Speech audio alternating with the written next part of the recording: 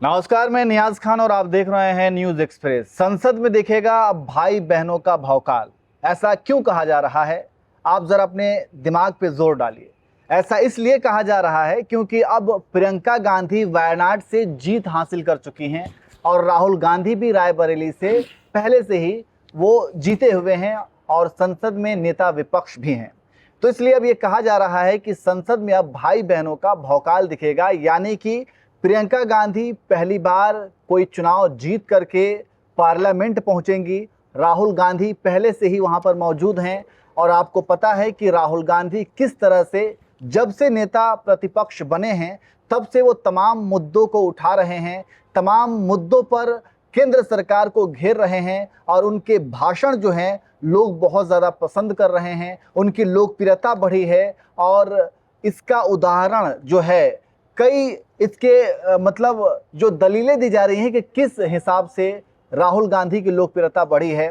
जब राहुल गांधी ने जीत हासिल करने के बाद एक नेता प्रतिपक्ष के तौर पर संसद भवन के अंदर जब भाषण दिया था तो उनकी वीडियो को प्रधानमंत्री मोदी से भी ज़्यादा पसंद किया गया था। प्रधानमंत्री मोदी से भी ज़्यादा लोगों ने राहुल गांधी की वीडियो को देखा था।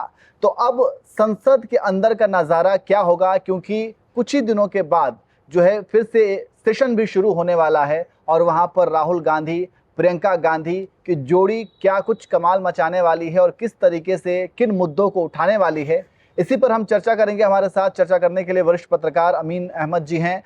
अमीन जी, मैंने जैसा कि शुरुआत ही की कि अब संसद में भाई बहनों का भौकाल दिखने वाला है। अमीन जी। हाँ, ये सही बात है।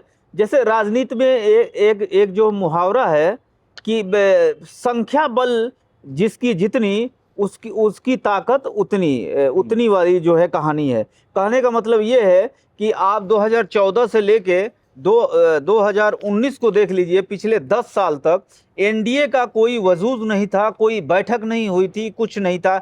उसकी ताकत ये थी कि पहले जो है 2014 में जो है बीजेपी जो है 280 के पार थी और दूसरी बार 302 हो गई, तो इसलिए उसको एनडीए की ज़रूरत नहीं पड़ी। लेकिन वही 2024 में एनडीए को संख्या की ज़रूरत इसलिए पड़ गई क्योंकि जो है 240 पे जो है बीजेपी आ गई।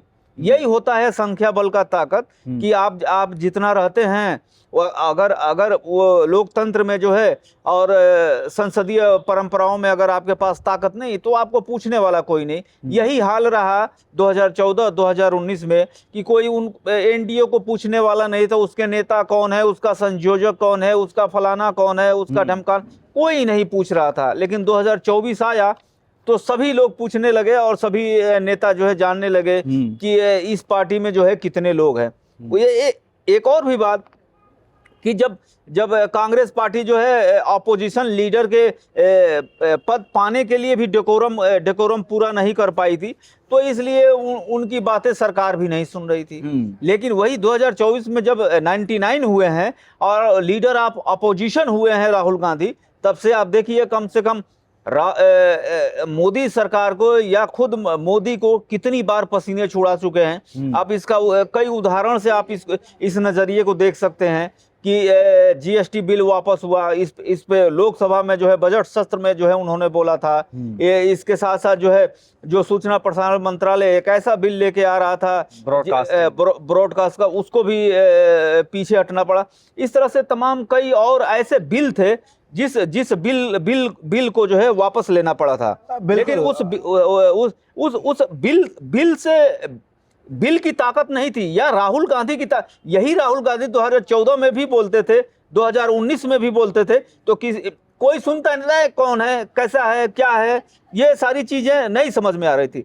लेकिन वही 2024 में जब 99 है तो राहुल गांधी का नजरिया, राहुल गांधी का, और राहुल गांधी कितना बेहतरीन बोले, महाभारत को मिला के उन्होंने राजनीति को लपेट लिया, फिर शंकर भगवान को, फिर जो है गुरु नानक जी को, प्रॉफिट मोहम्मद साहब को, मतलब सबको भिड़ा के उन्होंने एक नया नजरिया। होता आदमी एक ही है, लेकिन वो सब पेश करने का नजरिया होता है और हमारा नजरिया बदल जाता है। चावल, दाल, सब्जी और ये तमाम चीजें एक आती है और एक सलीके से आती है, लेकिन जब आप नजरिया बदलते हैं किसी के प्रति तो आपके दिल में जो है उसके लिए प्यार आने लगता है। तो वही है संख्या लोकतंत्र में, अगर विधायिका में अगर आपके पास संख्या बल नहीं है तो कौन आपसे डरेगा। अगर आप लीडर ऑफ ऑपोजिशन है या आपके पास 120 सीटें हैं या आपके पास 150 सीटें, तो 150 सांसद हुए ना आपके पास, तो सबकी हिलती है और यही हो रहा है। और इसीलिए जो है जनता का भी नजरिया बदला है, पत्रकारों का नजरिया बदला है, स्तंभकारों का नजरिया बदला है, सारी नजरिया बदले हैं। और ये नजरिया इसलिए बदला है कि कांग्रेस पार्टी जो है 45 से 55 से फिर 99 हुई है, तब ऐसा हुआ है। तो अब राहुल गांधी एक बड़े नेता और बड़े कैनवास पे बदल गए। बिल्कुल, तो इसलिए भी अब राहुल गांधी तो पहले से संसद भवन के अंदर थे ही, लेकिन अब प्रियंका गांधी की भी वहां पर मौजूदगी होगी। ये भी देखने वाली बात होगी, ये भी काफ़ी ज़्यादा दिलचस्प होगा ये देखना कि प्रियंका गांधी बैठती कहाँ हैं। और चूंकि प्रियंका गांधी के भाषण को बहुत से लोग सुनते हैं, प्रियंका गांधी के जो बोलने का स्टाइल है या फिर प्रियंका गांधी के अंदर जो लोग कहीं ना कहीं उनकी दादी इंदिरा गांधी की छवि देखते हैं और एक वो मास लीडर के तौर पर भी प्रियंका गांधी जानी जाती हैं। वो जहां पर भी जाती हैं, यहाँ तक कि बहुत से राजनीतिक विश्लेषक हैं, उनका ये भी कहना था कि प्रियंका गांधी को अगर कांग्रेस की कमान दे दी जाए तो वो बहुत बेहतर तरीके से चला सकती हैं, क्योंकि उनके अंदर वो क्षमता है। तो प्रियंका गांधी अब चूंकि इससे पहले सिर्फ पार्टी का कामकाज देखती थी, लेकिन अब जो है पहली बार जो चुनाव जीत करके वो पार्लियामेंट के अंदर जा रही हैं एक सांसद के तौर पर। वायनाड से उन्होंने चुनाव लड़ा और वायनाड के सांसद के तौर पर अब उनकी मौजूदगी होगी और उनके भाई राहुल गांधी भी होंगे। राहुल गांधी वायनाड से भी उन्होंने चुनाव लड़ा था, लेकिन रायबरेली से भी उन्होंने जीत हासिल की थी, जिसके बाद वायनाड की सीट उन्होंने छोड़ दी थी और उनकी जगह पर प्रियंका गांधी उपचुनाव में खड़ी हुई थी कांग्रेस की तरफ से और उन्होंने प्रचंड जीत हासिल की है 4,10,931 वोटों से। तो अब इस जीत के बाद जैसे ही पार्लियामेंट सेशन शुरू होगा तो प्रियंका गांधी अब वहां पर पहुंचेंगी और क्या नज़ारा होगा ये आप खुद भी तसव्वुर कर सकते हैं कि किस तरीके से, किन मुद्दों पर भाई बहन जो है सत्ता पक्ष को घेरती है, जो सड़कों पर घेरा करती थी, अब वो प्रियंका गांधी संसद भवन के अंदर घेरा करेंगी। तो ये देखना काफ़ी दिलचस्प होगा। वैसे आप प्रियंका गांधी की इस जीत पर क्या कहते हैं और आपको क्या लगता है कि संसद भवन के अंदर राहुल गांधी और प्रियंका गांधी जब एक साथ मौजूद होंगे तो क्या नज़ारा होगा? कमेंट करके ज़रूर बताएं।